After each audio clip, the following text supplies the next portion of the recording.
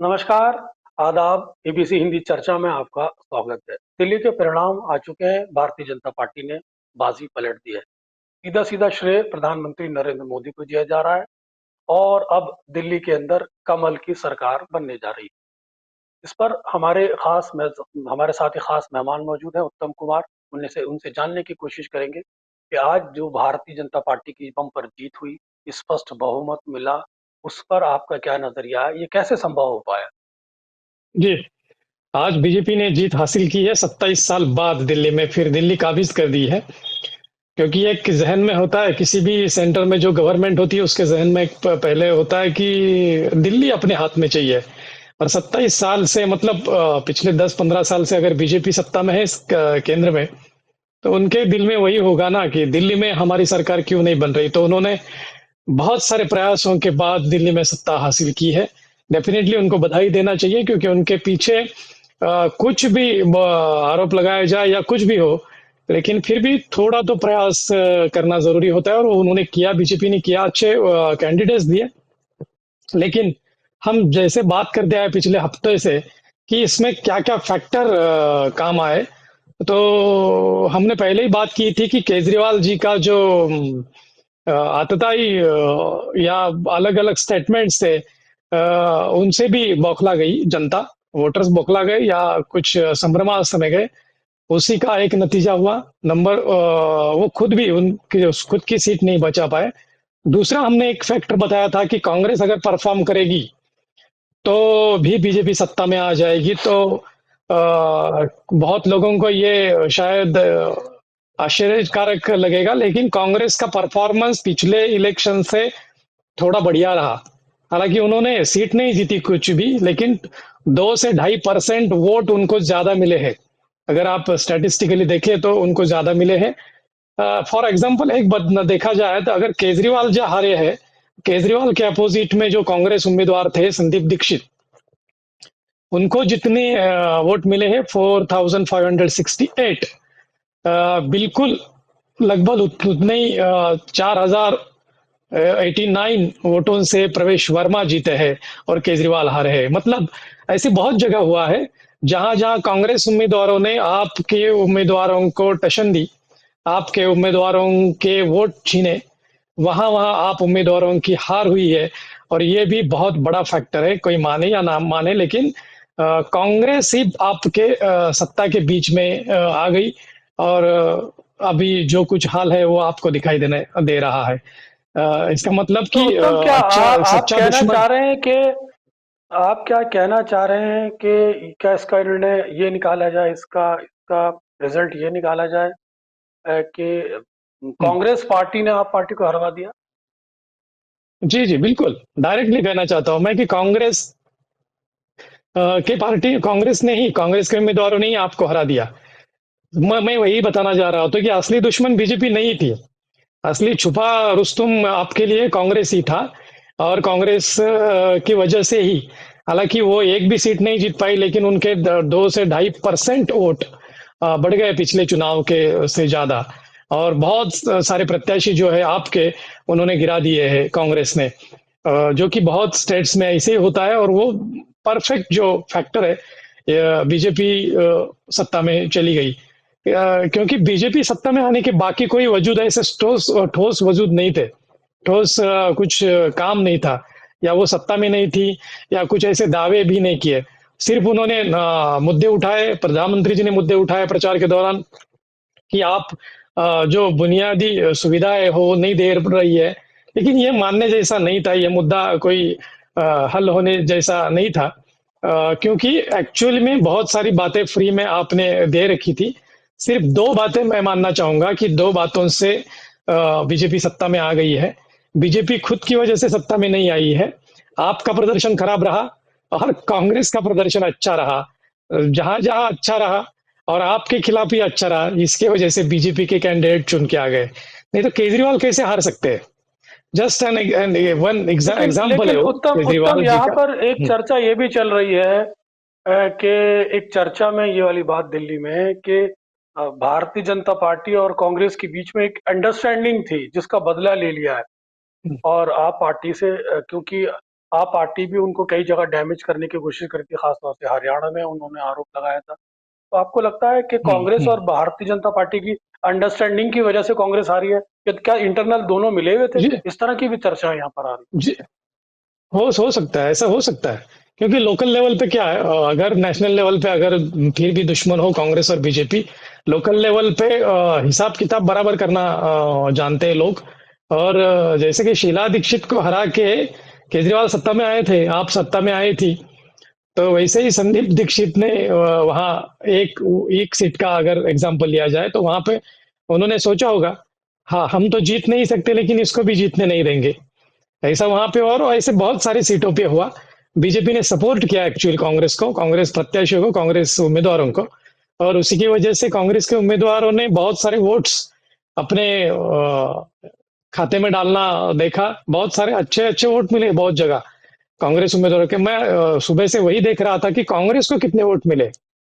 एक भी कैंडिडेट चुन के नहीं आया, ये सच बात है, लेकिन वोट्स अच्छे डिजिट में मिले हैं, तो वो हम नजरअंदाज नहीं कर सकते। बीजेपी की सत्ता आई है तो डेफिनेटली, और आपका मानना सही है, एकदम करेक्ट है कि बीजेपी और कांग्रेस मिली जुली।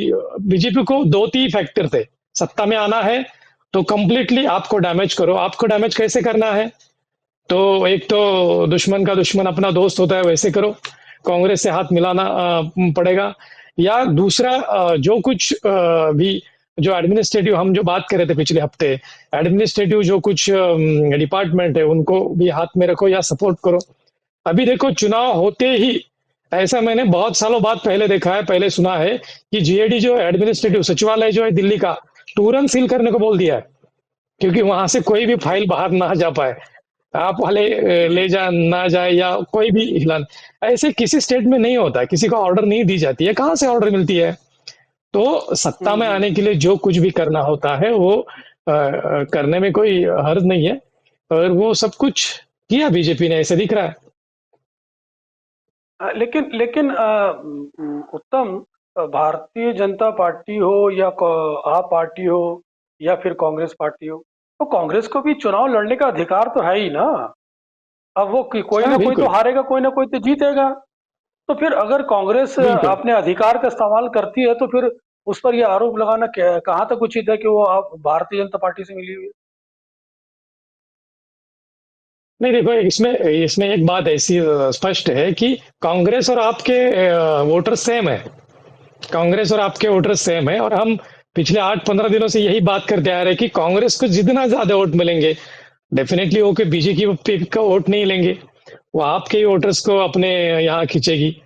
तो जितने आपके वोटर्स, जितने कांग्रेस प्रत्याशियों को वोट ज्यादा मिलेंगे, उतने ही बीजेपी पे फायदा है। बीजेपी के जो प्रत्याशी कैंडिडेट्स है उनको फायदा हो सकता है।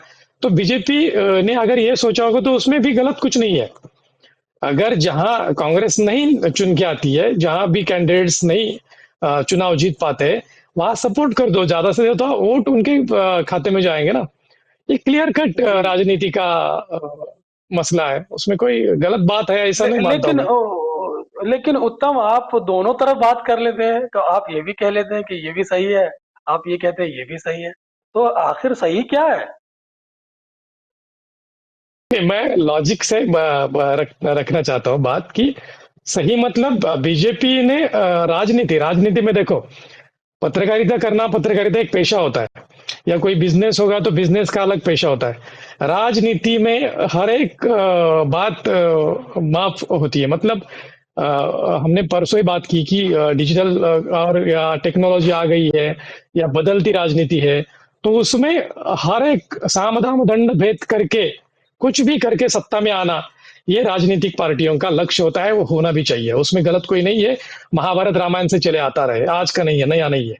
राजनीति को कौन सी भी अच्छा, अच्छा। लेवल पे करना कोई गलत बात नहीं है, राइट। क्या अब इसमें लेकिन क्या उत्तम ये कहना ठीक रहेगा कि क्योंकि कांग्रेस और आप पार्टी का वोट बैंक समान था, इसलिए दोनों के वोट बैंक समान होने के चलते वोट विभाजित हुआ और भारतीय जनता पार्टी जीत गई? ये ज्यादा कहना उचित होगा? क्या दोनों की अंडरस्टैंडिंग रही है, ये ज्यादा मानना उचित है?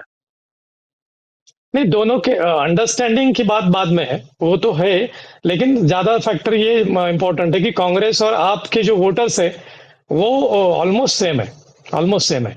क्योंकि उसी का इस्तेमाल करके आप सत्ता में आई ना। आप तब तो कुछ भी नहीं थी। केजरीवाल उभर के आए थे पहले पहले, अन्ना हजारे के आंदोलन से बाहर आए थे, आप शुरू कर दी थी। वहां वोटर कहाँ था उसका? आपका वोटर कहाँ था? वो सभी का सभी कांग्रेस का वोटर अगेंस्ट बीजेपी या अगेंस्ट जो कुछ हिंदुत्ववादी पार्टियां हैं उनके खिलाफ कि जो जो पार्टियां उनको इकट्ठा करके ही पार्टी बन गई ना आप कहीं पहले से ही पार्टी नहीं थी। उनका कुछ वोटर भी नहीं था, वोट बैंक भी नहीं थी। तो उन्होंने सब जो भी वोटर चुने हैं वो कांग्रेस के चुने हैं। तो अभी क्या होता है, कुछ दिनों के बाद एंटी इनकम्बेंसी फैक्टर चलता है। कांग्रेस के जो पुराने वोटर होंगे उनको भी लगा होगा कि अरे हम आपके साथ गए तो ये भी गलत हो गया। ऐसे कुछ परसेंट लोग हैं वो फिर से कांग्रेस के पास चले गए। ऐसे होता है, राजनीति में होता है, कोई भी स्टेट में ऐसे होता है। तो वो हुआ होगा और उसमें वोटर्स की कोई गलती नहीं है। लेकिन कांग्रेस ने जो प्रत्याशी खड़े, क्या होना चाहिए था अगर कांग्रेस को सच्चे दिल से आपके साथ रहना था तो कैंडिडेट्स ही नहीं खड़े करने थे ना। जैसे बाकी स्टेट्स में होता है कि अलायंस होते हैं, अलायंस कर देना चाहिए था। कांग्रेस और आप अलायंस करके लड़ना चाहिए था, फिर कुछ फायदा हो सकता था। हाँ, तो आप कुल मिला के ये कह रहे हैं कि क्योंकि दोनों के वोट बैंक में समानता थी, इसलिए भी विभाजन हुआ है। हम्म, और राजनीति के अंदर इस बात की हमेशा से संभावना बनी रहती है कि दुश्मन का दुश्मन दोस्त होता है। और दोस्त। भारतीय जनता पार्टी और कांग्रेस के बीच में जो एक टैसिट अंडरस्टैंडिंग रही है आप पार्टी को हराने की, उस बात से भी इनकार नहीं किया जा सकता। कुल मिलाकर हम्म। दिल्ली की सत्ता पर भारतीय जनता पार्टी काबिज हो गई है। प्राइम मिनिस्टर नरेंद्र मोदी को उसको श्रेय जाता है। यहाँ पर अब कमल की सरकार होगी। और जिस तरह से जो ऑर्डर्स दिए गए हैं, अभी तो मुख्यमंत्री ने ओथ भी नहीं ली, तो वो ऑर्डर आखिर किसने दिया, ये भी सवाल अपने आप में खड़ा होता हम्म, है। आपका क्या भविष्य होगा, हम्म, ये देखने वाली बात है।